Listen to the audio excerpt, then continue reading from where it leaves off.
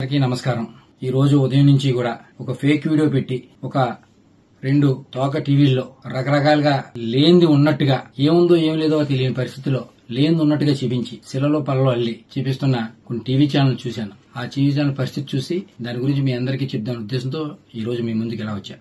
గత 6 నెలలుగా నాకు కొన్ని ఫేక్ కాల్స్ వస్తా ఉన్నాయి అన్నోన్ నెంబర్ నుంచి. నేను కొన్నిసార్లు ఎత్తలేదు, ఒకసారి ఎత్తే హలో అనగానే వెంటనే వాట్సాప్ కాల్ చేస్తాను ఫోన్ పెట్టేశారు. వాట్సాప్ కాల్ చేసి చేయడంతోనే నేను ఎత్తిన వెంటనే మీ వీడియో నా దగ్గర ఉంది, మీరు మర్యాదగా మాకు డబ్బులు ఇవ్వండి, ఇవ్వకపోతే ఆ వీడియో బయట పెడతాం అని చెప్తే ఏం చేసుకుంటే చేసుకో, ఏ వీడియో నా దగ్గర ఏమి ఉండదు, మీ దగ్గర నాది అటువంటి వీడియోలు ఏమి ఉండవు, మీరు ఏం చేసుకుంటే చేసుకోండి నేను చెప్పాను. చెప్తే వెంటనే ఒక వీడియో పెట్టి వాట్సాప్ లో నేను చూస్తున్నాగానే మళ్ళీ డిలీట్ చేశాడు. తీరా ఆ వీడియో చూస్తే ఒక ఫంక్షన్ లో ఒక ఫ్రెండ్ తాలూకా అబ్బాయి పుట్టినరోజు అయితే విషయం చెప్పమని వీడియో కాల్ చేస్తే వీడియో కాల్ లో విషయం చెప్పాను.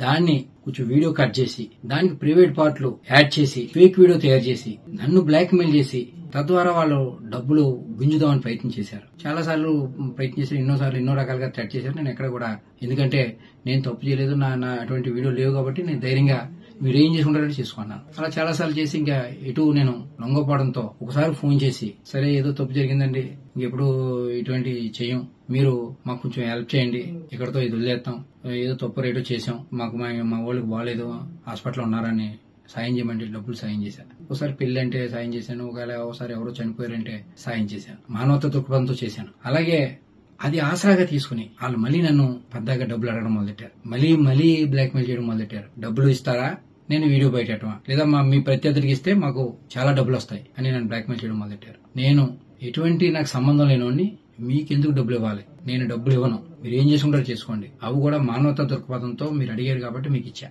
నేను మాత్రం ఇచ్చే పరిస్థితి లేదని చెప్పడంతో సరే అయితే మీ రాజకీయ ప్రత్యర్థులకు ఇచ్చుకుంటామని వెళ్ళిపోయారు. అలా కొన్ని రోజులు నాకు మెసేజ్ పెట్టారు, చాలా నెల రోజుల వరకు పెట్టారు. సుమారుగా 6 నెలలు నాకు నరకం చూపించారు, చాలా రకాలుగా వేధించారు, ఎన్నో రకాలుగా ఇబ్బంది పెట్టారు. తర్వాత నేను ఎప్పుడైతే ఏమన్నానో మీ ప్రత్యర్థులకు ఇస్తామని అన్నట్టుగానే ఆ వీడియో పట్టుకెళ్ళి ప్రత్యర్థులకు ఇచ్చారు, మా రాజకీయ ప్రత్యర్థులకి. ఆ ప్రత్యర్థులందరూ కూడా సోషల్ మీడియాలో రకరకాలుగా ఆ ఫేక్ వీడియోని, ఏదైతే డీప్ ఎడిటెడ్ ఫేక్ వీడియో, ఆ ఫేక్ వీడియోని అందరూ వైరల్ చేయడం, కొన్ని టీవీ ఛానల్లో అదే దానికి చెలలో పల్లలో అల్లించి చూపించడం, ఇటువంటి పరిస్థితులు ఇవాళ చూసాం. అందుకని గతంలోనే నేను జూన్ 1వ తారీఖునే ఇటువంటి నాకు చట్టింగ్ కాల్ వస్తున్నాయని అప్పటి సీఏ ఒక నెంబర్ ఇచ్చి ఆయన సీఏ గారికి కూడా చెప్పడం జరిగింది. దీని మీద వెరిఫై చేసి నాకు ఫేక్ వస్తున్నాయి, ఎవరో ఏంటని కూడా చెప్పిన వార్తలుగా కూడా చెప్పాను. తర్వాత తదనంతరం ఈ మధ్యకాలంలో బాగా నన్ను వేధించడం మొదలెడితే అప్పుడు వెంటనే నేను మన ఎస్పీ గారికి, ఏఎస్పీ గారికి చెప్పడం జరిగింది. రిటర్న్ గా పోలీస్ స్టేషన్ లో కూడా కంప్లైంట్ ఇచ్చాను. దానికి సంబంధించిన అన్ని డాక్యుమెంట్లు ఇమ్మన్నారు. ఈ 6 నెలల్లో మాకు వాళ్ళకి జరిగిన ట్రాన్సాక్షన్ ప్రతిదీ కూడా పోలీసు వాళ్ళకి సమర్పించాను. దాని మీద ఎంక్వైరీ చేసి తగు న్యాయం చేయమని కోరడం జరిగింది. నిజం ఇయ్యాలి కాబట్టి రేపన్నా తెలిసింది. ఖచ్చితంగా భగవంతుడే ఉన్నాడు. మీ అందరినీ కూడా మీడియా పరంగా మీ అందరినీ ఒకటే కోరుతా ఉన్నా, ఎందుకంటే ఇలాగా ఇటువంటి ఏదైతే ఈ టెక్నాలజీని వాడి చాలా మందిని ఇబ్బంది పడే పరిస్థితులు గతంలో చాలా చూసాం మనం. ఇవాళ నేను బాధితుడిని, నాలాగా ఇంకొక బాధితుడు ఎవరో కూడా బారిన పడకుండా ఒక ఫేస్ యాప్, ఒక ఇలా రకరకాల యాప్లతో అందరినీ వేధించున్న పరిస్థితి. నాలాగా ఇంకొక బాధితుడు బాధపడకుండా ఇలాగా ఫేక్ వీడియోలు పెట్టి డబ్బుల గురించి ప్రయత్నం చేసే వాళ్ళకి